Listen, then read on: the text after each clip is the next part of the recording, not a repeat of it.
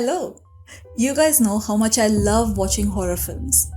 But this particular horror film was definitely, I think, one of the most underrated but mind bending films that I've seen in a long time. This Indonesian horror movie will take away your night's sleep and will probably haunt you during the day as well, because this is just shot in such a way. The story, the cinematic effects, they come together so well that it will definitely haunt you even during daytime. Just a quick disclaimer, if you're someone who is scared of horror movies, a little, sensitive mentally to horrific scenes or to horror films, this movie is definitely not for you. It is very scary. So I would suggest, make sure that you are okay watching a very scary horror film before you opt for watching this one. So just saying that viewers' discretion is definitely required on this one. Watch this video until the end, because at the end, you're gonna be surprised, probably a happy surprise. Now let's talk about the film itself.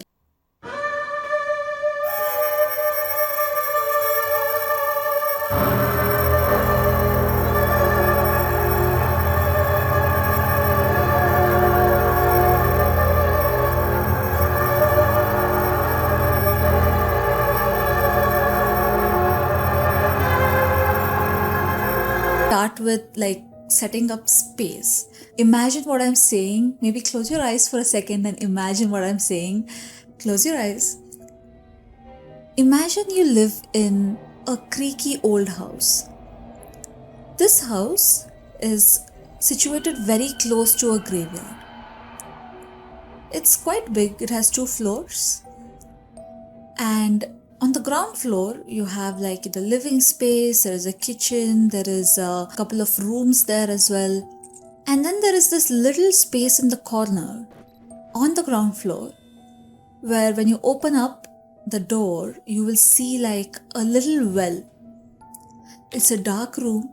Usually people use this room to do their laundry, to get water.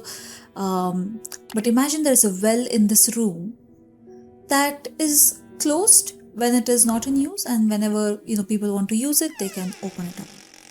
But this room is particularly spooky. On the first floor, you have your mother's room, and then there's a couple of other guest rooms as well. This whole big house is made of wood, which means it's squeaky and creaky each time you walk up and down the stairs. Now you're living in this house with your family. Your father, mother, grandmother, and 3 siblings, 2 of whom are underage.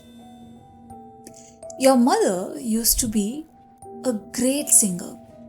She used to have albums of her published everywhere. But today, she is bedridden, she cannot speak, and she is somehow always dressed in white. Her face is old and crinkly. It shows the face of a deceased person, but she's alive and she cannot speak, so her only way of communicating with you is by ringing a bell. She rings this bell every time she needs your help, or she rings this bell every time she needs company. And the whole family is very devoted. They always go in, sit with her. The son combs her hair. The daughter, that is you, are kind of nourishing her, feeding her, making her drink water. The father comes in always kind of sharing how his day was and everything else. While this might look like a very supportive family, you and your family are undergoing this financial crunch, which means you, your brother, and your father are going and doing in menial jobs to make ends meet. Once a rich family with a beautiful singing mother, having her albums published everywhere, today is in this position where your financial health is not great, where the house is all creaky and old, the grandmother is also almost immobile, and you're sweating day in, day out. But The thing that spooks you, especially during midnights, is that bell. That bell that the mother uses to communicate with you. One day you hear that bell right in between the night, around 2 a.m., 3 a.m. You hear it often, one time, two times, three times. You feel like nobody has gone up there to the mother to cater her, like maybe the father didn't go, the brother didn't go. So you take a lamp and you walk inside the room.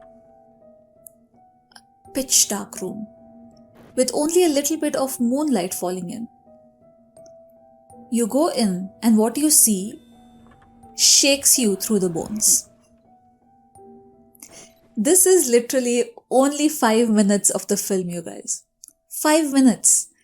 And it was like the whole cinematic effect of when she walks into the room is so amazing that I cannot explain the magnitude of effort that could have been put in that particular scene, because it was the most amazing scene of the whole movie. Getting back to the film itself, this is a story of Sastro family who has undergone everything I just told in the first 5 minutes of the film.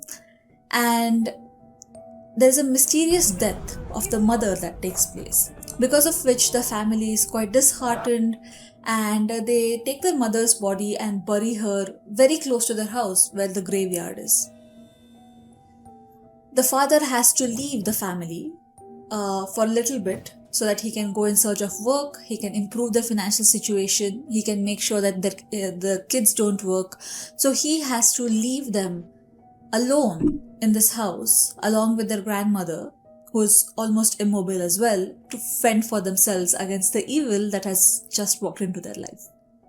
He is not aware of this, and he is quite straightforward. He doesn't believe in superstitions and he doesn't believe in ghosts and whatnot.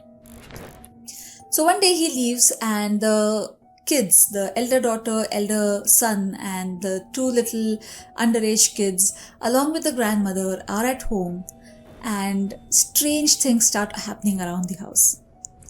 At first, the family thinks maybe this is our mother's spirit who has come back to communicate with us. The two little underage kids think that their mother is trying to speak with them, and they try interacting with her. There is this little scene which is like in the hallway where the kids are playing and they see like this white cloth kind of float in. That scene, I'm not going to spoil it for you, I'm not going to tell what happens, but that scene is going to stay rent free in your head if you're a horror fan. It has been built so well, and the consequences of what the kids do with that white cloth and whatnot is just mind-blowing. So the kids are fending for themselves, everything's, going upside down. But the daughter figures out there is probably something that is going on, right? It's not the mother spirit. They very quickly figured that out. But something is going on with them since their mother died. So she, along with the elder brother and a friend, start looking for clues, looking for things that, can explain this whole situation. And that's how the movie proceeds. Every bit and every piece of this film, as you go through it, has, jump scares, has a good story, has a good backstory. It is all blended in so well that you will definitely watch this film not once, not twice, but a lot of times, because it is one of the best films that we have seen so far. All in all, the family suffers losses. They discover and uncover a truth that'll blow their mind. It is so unexpected about some sinful promise that one of their family members has made. And it all ends with them sacrificing something in return of the sinful promise that one of their family members made. And what that is something you cannot guess. You cannot guess until you watch the film. So, to find out what these sins are, to find out the consequences of the sins, you will have to watch this movie, this Indonesian horror film, called Satan's Slaves. It's also called as Pengabdi Satan in Indonesian, I believe. I hope I'm pronouncing it right. But this movie is a power pack of good story, lot of jump scares, unexpected scenes, very well directed scary like horror scenes, and definitely like a blend of all of this together. It is a masterpiece. So, if you are someone who is a horror fan and would like to see a movie which revolves around family bonds, supernatural power, and sinful promises, this movie Satan's Slaves is definitely the one for you. So check it out. Let me know how you like it, and if you did like this video, do not forget to like, share and subscribe to our channel. We'll come up with more such horror movies and reviews and also true stories if you're interested in them. Let me know in the comments if you would like to see a review of the sequel of this film, which is even more disturbing. I hope you do well and see you again next time. Bye.